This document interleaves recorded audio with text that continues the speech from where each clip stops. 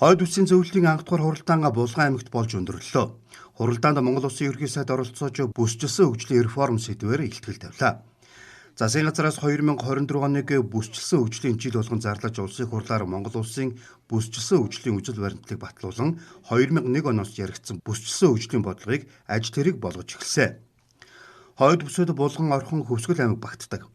Бүсчилсэн хөгжлийн үжил баримтлалын хүрээнд хойд бүсийг Орос улбооны улс болон Европын орнуудтай эдийн засгийн харилцааг өргөжүүлж, Хөвсгөл нуур сэлэн мөрний сав газрын экосистем, байгаль, түүх соёлын өвд тулгуурлан, байгалийн аялал жуулчлалын төрөлцсөн аж үйлдвэрийн дэд бүс болгон хөгжүүлэхээр тусгажээ. Тэгэхээр Монгол улс Алсын хараа 2000 урт хугацааны хөгжлийн бодлогыг баталснаас хойш гүйцэтгэл болон хөгжлийн төслүүд бол бүгдээрээ ойлголтын зөврөнүүд бол гарсан.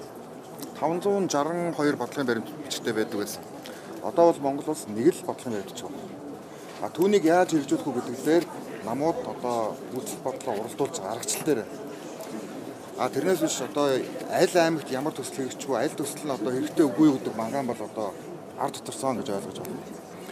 Алсын хараа 2000 урт хугацааны хөгжлийн бодлого дээр бүсчилж хөгжих нь бол Монгол улсыг хамгийн амьдралын чанарт нөлөөлөх юм хөгжлийн гарц гэж тодорхойлсон. 2000 оноос хойш бүсчилсэн хөгжлийн олон ийм загварууд гарсан. Хангалттай сайн хэрэгжээгүй шалтгаан нь бол нэгдүгээрт бол тойрог бүсчлэгдээгүй байсан. Одоо бол ингээд парламент өөрөө бүсчлэгдсэн. Мөн жагсаалтын гишүүд яг мэрэгчлэр оролцож байгаа учраас одоо бол бүсчилсэн хөгжлийн үйл баримтлал урд өмнөх хурдаас бол даруй 3-аас 4 дахин илүү хурдтай явах нь бол тодорхой болчихсон. Ингээ хоёр дахь зөвлөгөөнөө хийж байна. Өнөөдрийн хувьд бол хойд бүсийн зөвлөгөөн.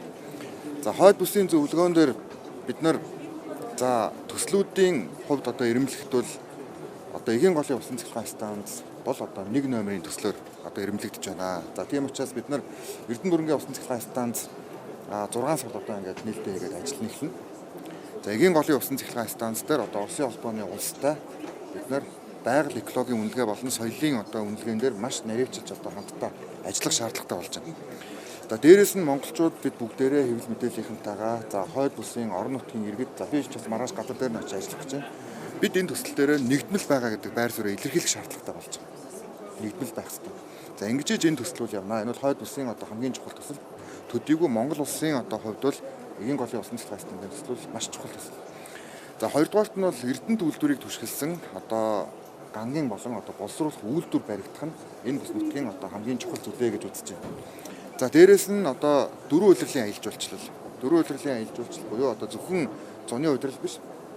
Өвлийн улиралд аялал жуулчлалыг хөгжүүлэх тэр дундаа байгалийн аялал жуулчлалын төрөлцсөн брендийг гаргах нь чухал гэж үзэж байна. Орхон аймгийн стандарт хэмжилт зөнхөлтсийг бүсийн жишг лаборатори болгох, 12 жил гатсан 5,000 оюутны хотгоныг техник эдийн засгийн үндэслэлийг шийдвэрлэх, Булган аймгийн нэгдсэн эмнэлгийн барилгыг 2026 оны улсын төсөвт тусгах, Хөвсгөл Эрдэнэтийг холбосон төмөр замыг ажил хэрэг болгох, Эрдэнэт медикал эмнэлгийг түшиглэн хавдар эмнэлэг байгуулах, Эрдэнэт үйлдвэрийн үр ашгийг Булган, Орхон аймагт жигд хуваарлах, эгийн голын усан цахилгаан станцын нөлөөллийн мөсөд байгаа иргэдийн нийгэм эдийн засгийн асуудалд анхаарах, мөрөн 4-ийн ангиллын нисэх онгоцны буудлын ажлыг эрчимжүүлэх, Хөвсгөл аймагт ойн хаягдлыг ашиглан шахмал түвшний үйлдвэр байгуулах, дархтын хотгор дэх хүрэхэд шаардлагатай гүүр давааны ажлын төсвийг шийдвэрлэх зэрэг саналыг иргэдээс ирүүлсэн байна.